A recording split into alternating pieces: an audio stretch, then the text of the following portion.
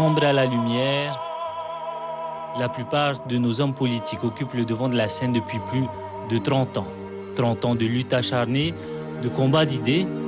Mais en fait, question, que faisaient donc nos leaders avant d'entrer en politique? Avant d'être le tout-puissant président de la Polynésie française, Gaston Flosse a d'abord été instituteur, puis assureur. Il se lance en politique avec l'appui de l'avocat Rudy Bombridge et devient maire de Pirée en 1965. Monsieur Gaston Flosse, conseiller à l'Assemblée territoriale, est élu président du gouvernement du territoire. Paradoxe, Gaston Flosse a été l'un des principaux pourfondeurs de l'autonomie avant de devenir le premier président de la Polynésie autonome en 1984. Membre fondateur du RPR en 1986, son ami Jacques Chirac l'appelle à ses côtés et le nomme secrétaire d'État chargé des problèmes du Pacifique Sud. Il y avait, je crois que cette seconde dimension de servir la France pour un Océanien, c'était fantastique. Tout le monde connaît Oscar Temaru l'indépendantiste. En revanche, on connaît moins Oscar Temaru le catholique. En effet, il a fréquenté le petit séminaire en Nouvelle-Calédonie. Là-bas, il y a rencontré le leader indépendantiste kanak Jomari Djibaou.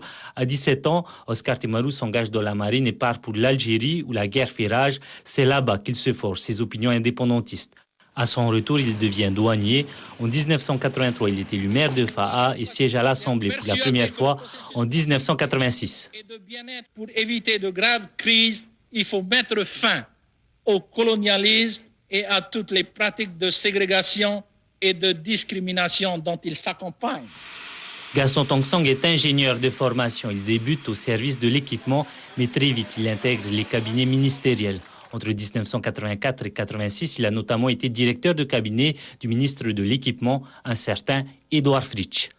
Élu maire de Burabura en 1989, à partir de 1991, il est ministre dans tous les gouvernements de Gaston Flosse et participe à tous les combats du Tahuera. Le Tahuera ne s'avoue pas vaincu, au contraire.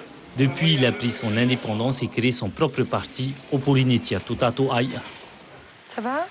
Nicole Bouteau est cadre de l'administration. Diplômée en droit, elle entre en politique après les émeutes de 1995 et crée notamment le mouvement des Jeunes Oranges. Repérée par Gaston Flosse, elle devient ministre en 2001. J'ai choisi de m'investir en politique pour dire que la jeunesse polynésienne était capable de construire. En 2002, elle démissionne du gouvernement et par la même occasion du Tahuera avant de créer en 2003 son propre parti, No'Oe et Tenuna.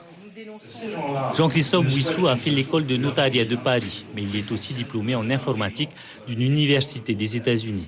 Cadre au port autonome de Papeete, c'est aux côtés d'Émile Vernodon ou Aiapi qu'il fait ses débuts en politique. Aiapi, aujourd'hui, c'est vrai, représente un peu la formation politique de l'équilibre. Nous avons besoin de stabilité dans ce pays. Ces leaders politiques reconnaissent aujourd'hui, au travers du leader du Aiapi, disons une locomotive. Ministre de Gaston Flosse à partir de 1998, en 2005, il claque la porte du Tahuera après la claque des territoriales et crée son parti Rothei.